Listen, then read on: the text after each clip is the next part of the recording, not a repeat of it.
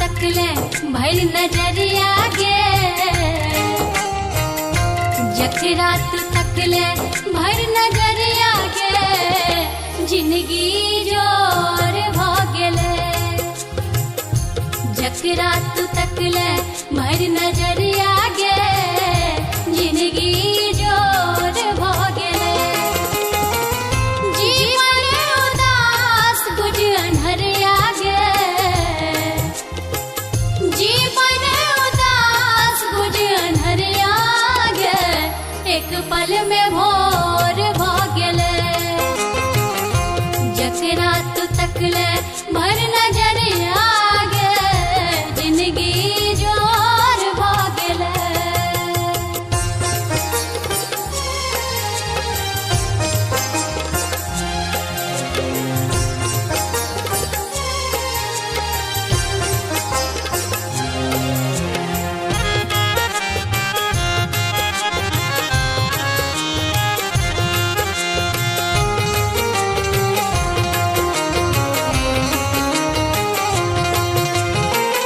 मन विश्वास आस लाएला, कियो ने हनज गे उदास भ गेला।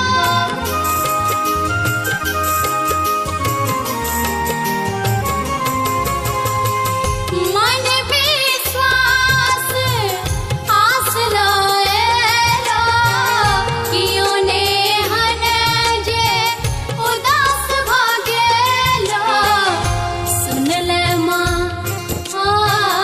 सुन ले माँ सब हक अर्जिया गे, सुन ले माँ सब हक अर्जिया गे, जिंदगी जोर भ गेले। जकरा तू तकले भर नजरिया गे, जिंदगी जोर भ गेले।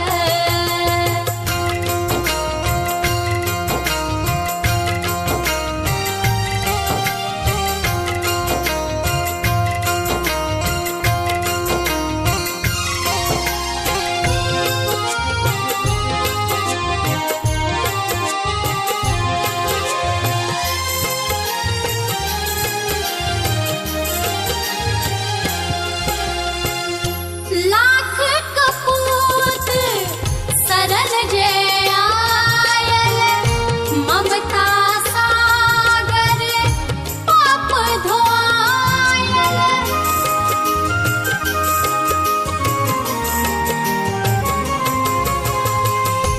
लाख कपूत सरल जे आयल, ममता सागर पाप धोआयल। दुनिया माँ करै छौ गोहरिया गे, दुनिया करै छौ ते गोहरिया गे, जिंदगी जोर भ गेले। जकरा तू तकले भर नजरिया गे, जिंदगी जोर भ गेले।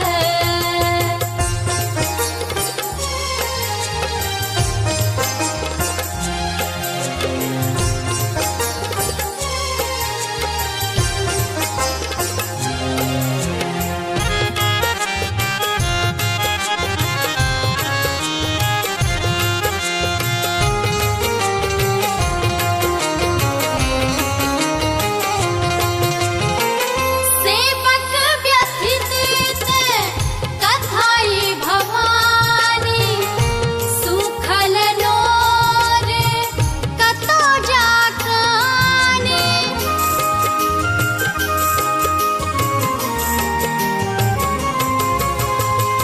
सेवक व्यथित कथाई भवानी, सुखल नोर कतो जाकानी।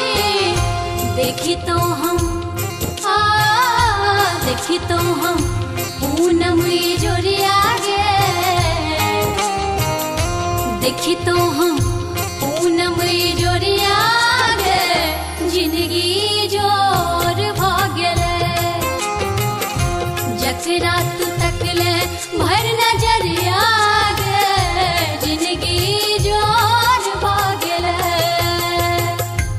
अखिरात करुणा कर करुणामयी करुणा कर करुणामयी चरण शरण दीजय माँ जग जननी जय जय जग जननी जय जय मैया जग जननी जय जय भयहारिणी भवतारिणी भयहारिणी भवतारिणी भवभामिनी जय जय माँ जग जननी जय जय माँ जग जननी जय जय माँ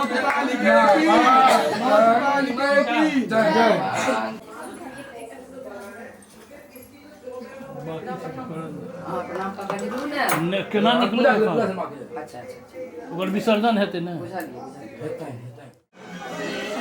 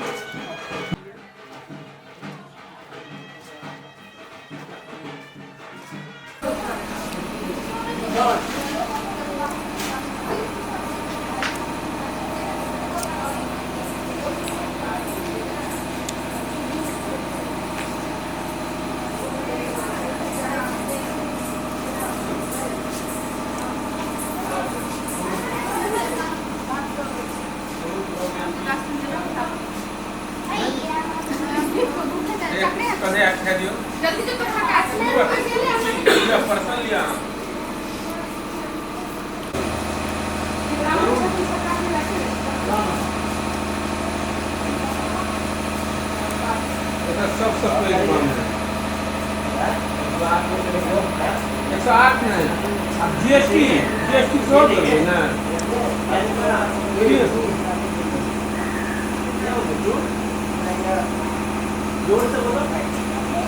हमरा तो मस्त मेरा जो बम बम करे थे मौत देते थे हो जाने क्या कर भाई हम कर भाई वारो दू तो कनी जॉल पूजा करो भाई गलिया कीर्तन में कीर्तन के बाद तकर बाद हम एमहर चले सब चीज तक अंत बने तो बेटा तो हम नहीं चलो आगा चलो ये ना देंगे ना घरा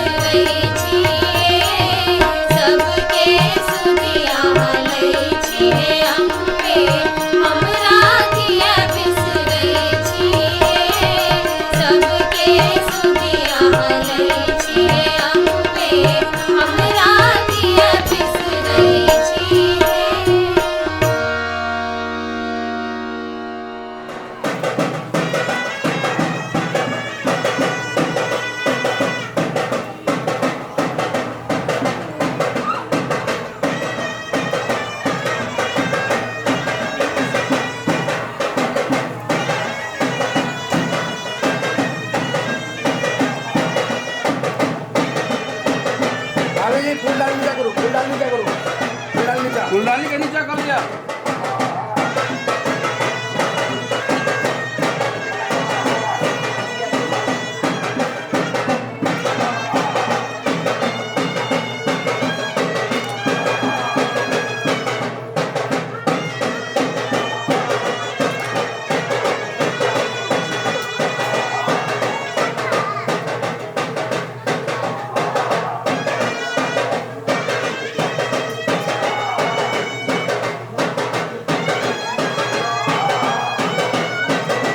बोले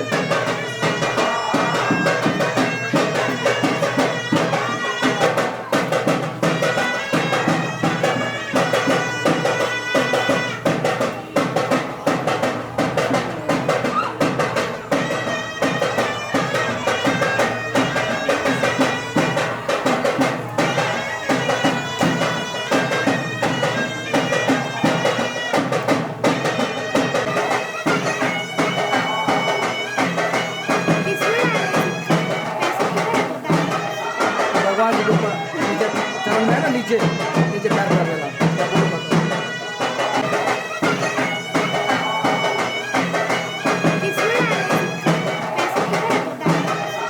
भगवान जी के ऊपर नीचे चरण में है ना, नीचे नीचे पैर कर देना। क्या बोलो मत।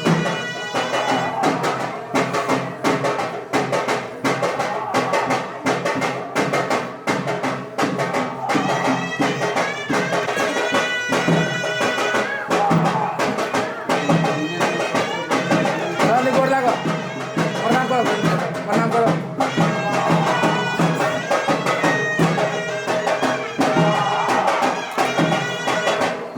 ऋतु बैठ का प्रणाम करो भैया को, भाभी जी बैठ का प्रणाम करो भैया को।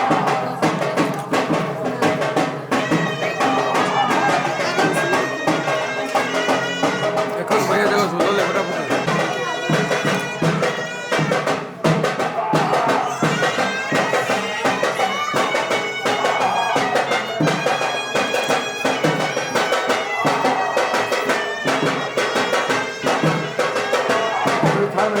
मैंने काट लिया हुआ।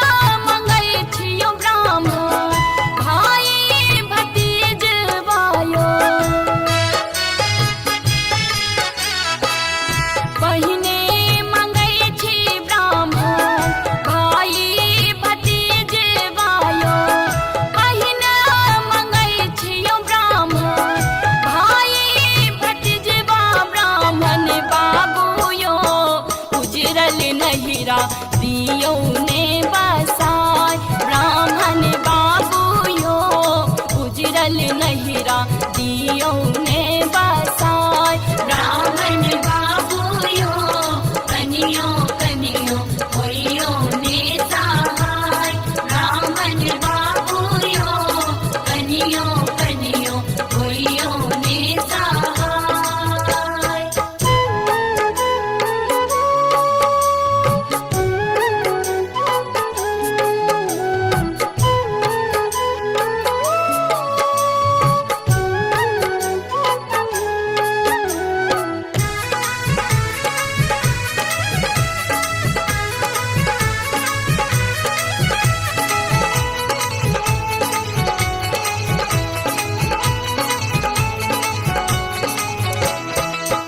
दोसरे मंगई छी ब्राह्मण मंग के सिंदूर वायो दोसरे मंगई छियो ब्राह्मण मंग के सिंदूर वायो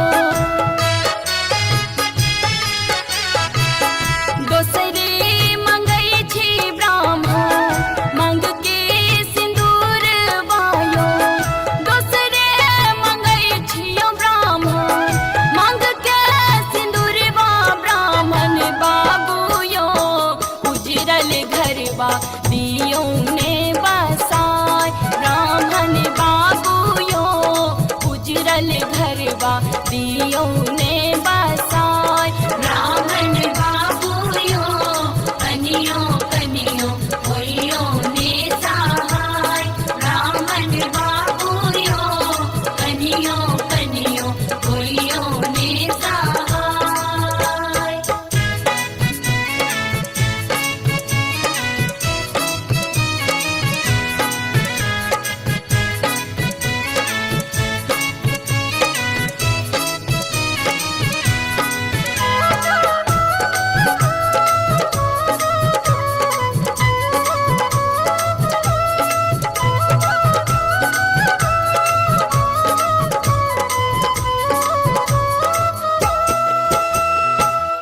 तेसरे मंगई छी ब्राह्मण गोदी के पलाका वायो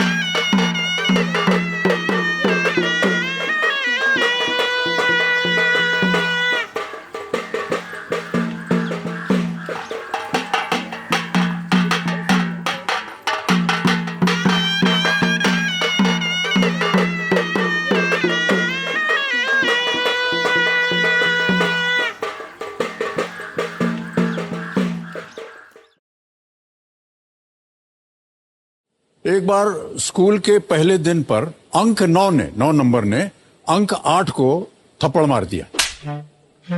8 ने पूछा, अरे भाई क्यों मारा, मेरी क्या गलती थी? तो 9 ने कहा, मैं बड़ा हूं, थप्पड़ मार सकता हूं।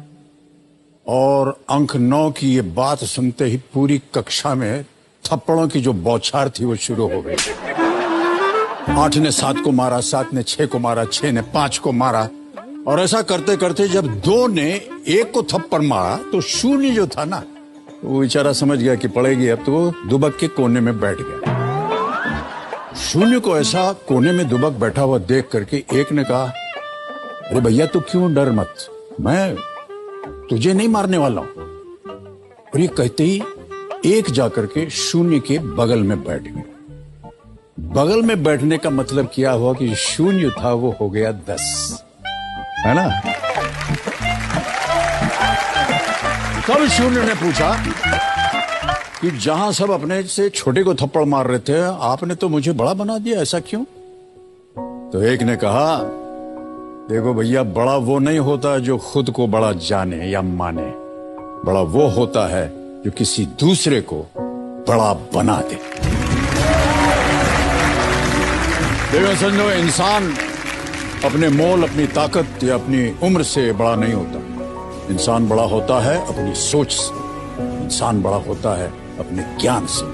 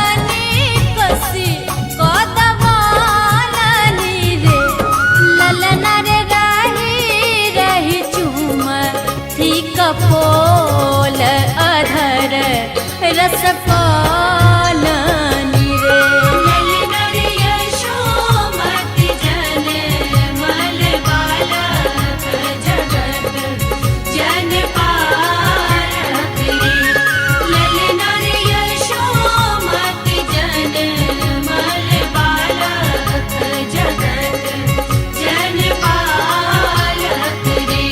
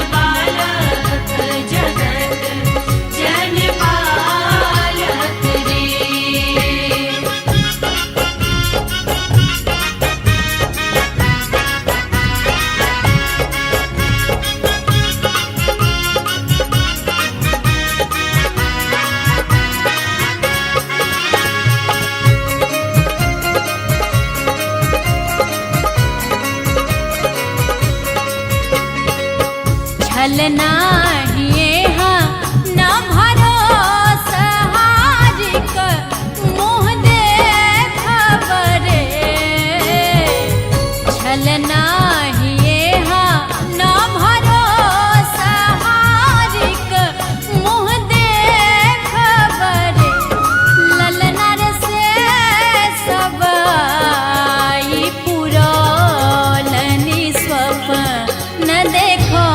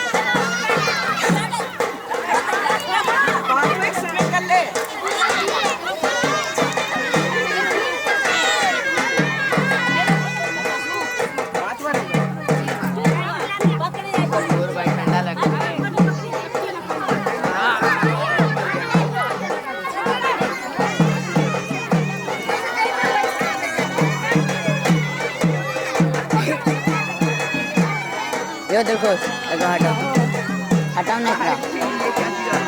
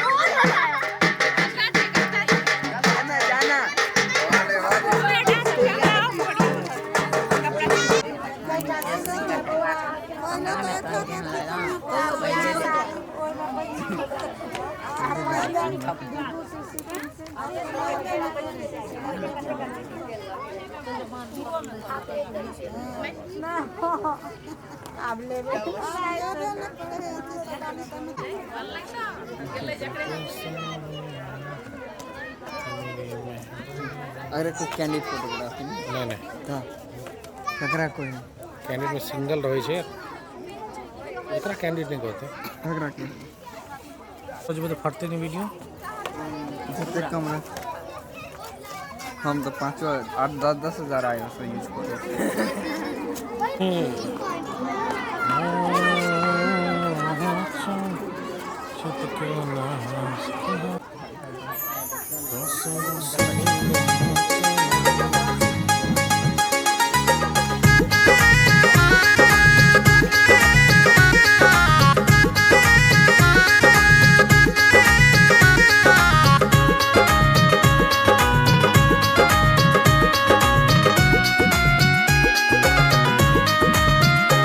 आजू मोरा दे वादहीन भेला रे दा या मगान भेला रे आजू मोरा दे वादहीन भेला रे दा या मगान भेला रे ललना रे देवा की के भेल नंदलाल महल उठे सोहर रे ललना रे देवा की के भेल नंदलाल महल उठे सोहर रे। अहाँ सुनि रहल छी कुमकुम मिश्रा यूट्यूब चैनल के शानदार प्रस्तुति।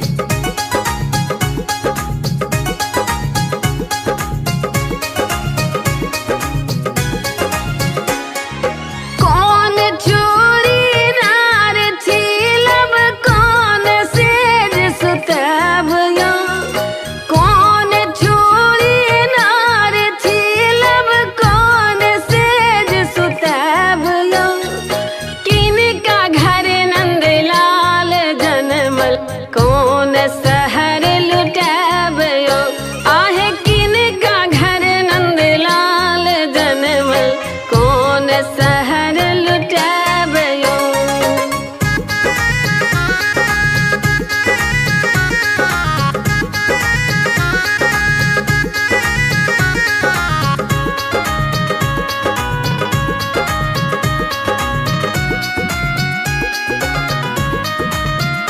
ताहिया वसारा कंस सूताला सातो फाटक खोजी गेला रे ताहिया वसारा कंस सूताला सातो फाटक खोजी गेला रे ललना रे नांदा माना भेल हारखी ताकी सब दुख भागल रे ललना रे नांदा माना भेल आनंद की सब दुख भागल रे।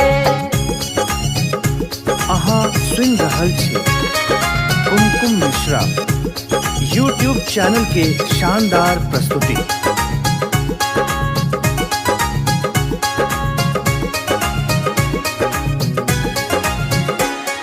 सोन चोरी नार थी लब पाट सेज सुतब या सोन चोरी नार थी लब पाट सेज सुतब या देव के घर नंदलाल जनमल गोकुल शहर लुटब यो आहे देव के घर नंदलाल जनमल गोकुल शहर लुटब यो।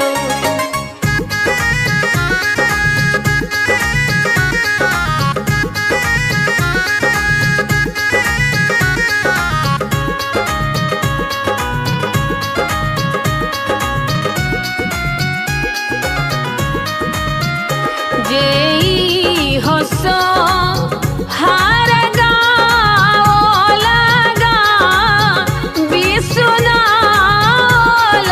रे जेई हो सो हार गाओ लगा बिसुना रे ललना रे तीन का के बाढ़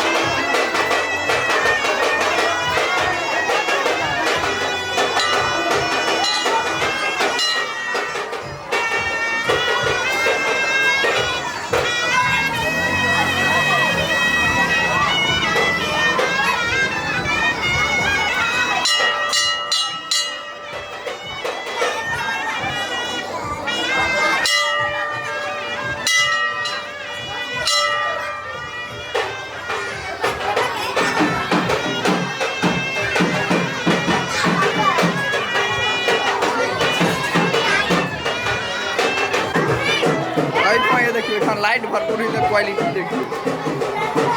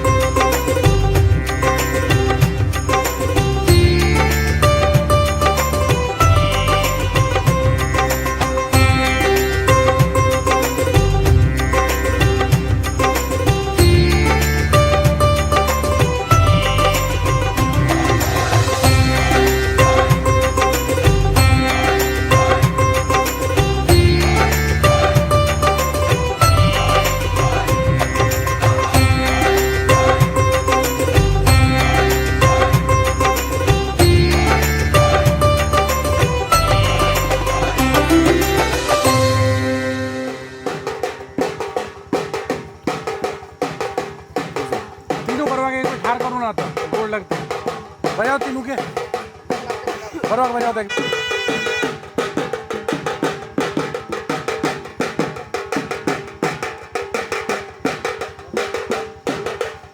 दाई बोल के पानी खा लिया बाबा जल्दी बात कर रही है दाई कॉल की ना पुजारी नहीं है तीन हाँ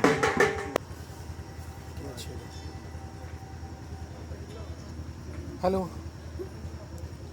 हेलो हाँ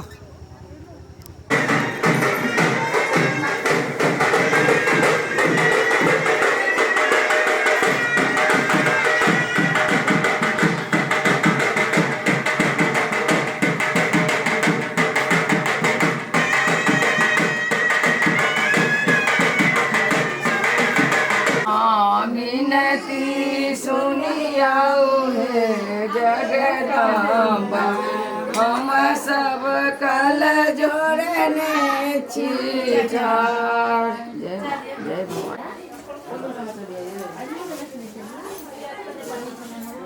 दोसर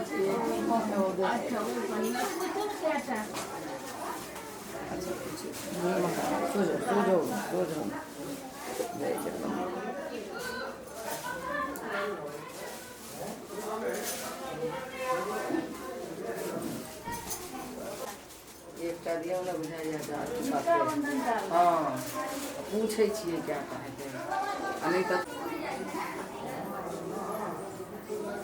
क्या जोर चाहिए हाँ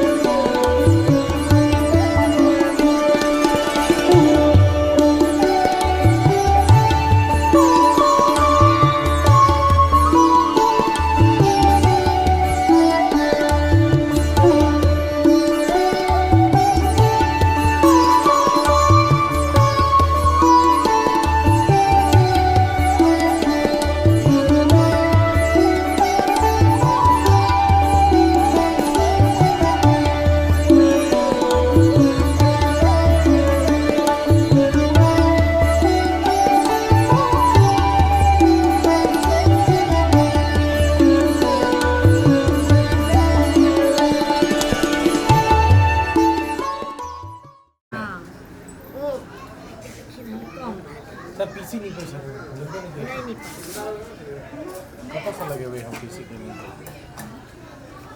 दीदी दीदी मरवा ने पीसी ने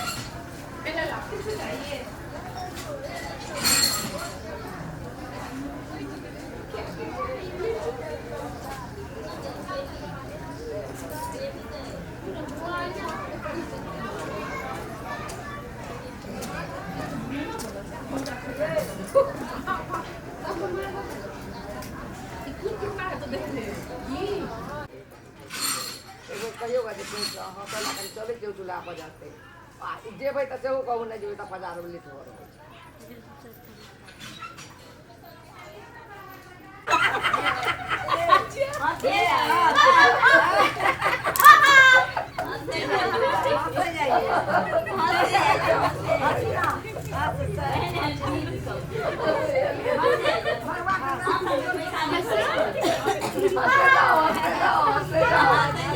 अभी खत्म नहीं हुआ अभी तो पिक्चर शुरू हुई है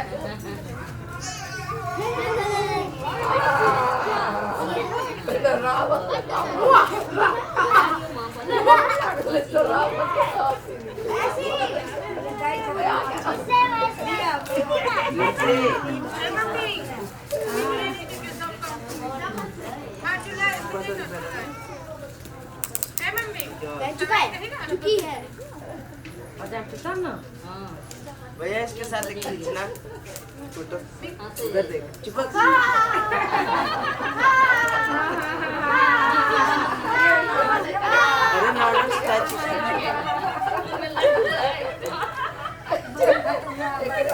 अब के पसंद है ये में कोई ना रहो देखो माने जैसे वही में सीध भ जाए वैसे हुए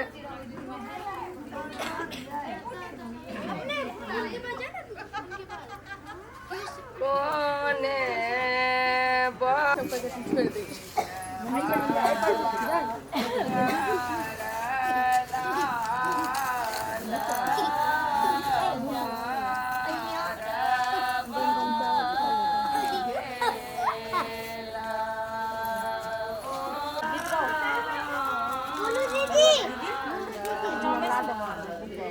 ऊपर को कुर्सी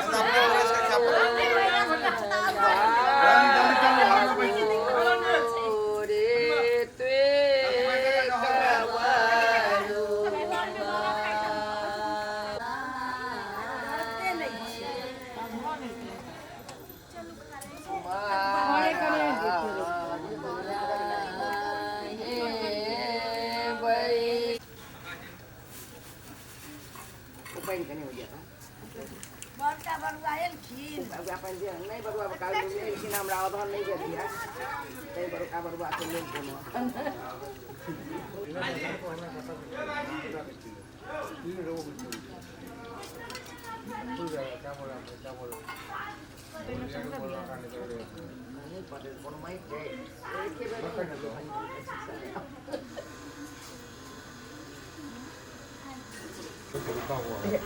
घुमान रहे छै त यहाँ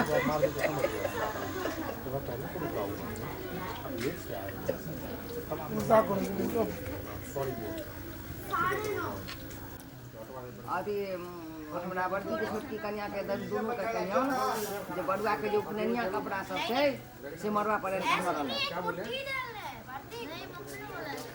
हमार सबके कपड़ा नहीं खाली बड़ुए सबके आ वो अचार तचार के से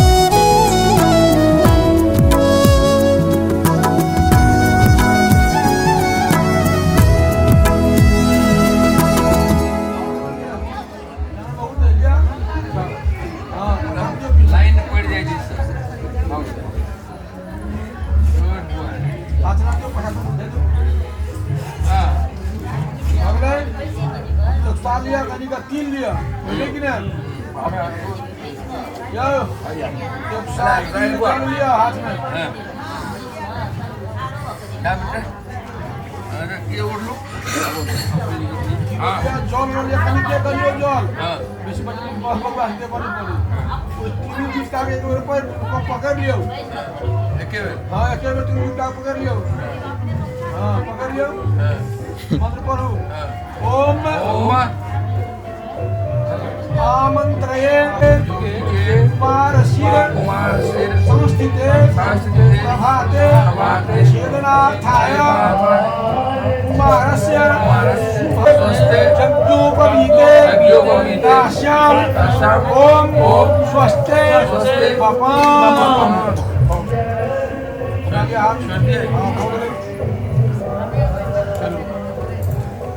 हो गया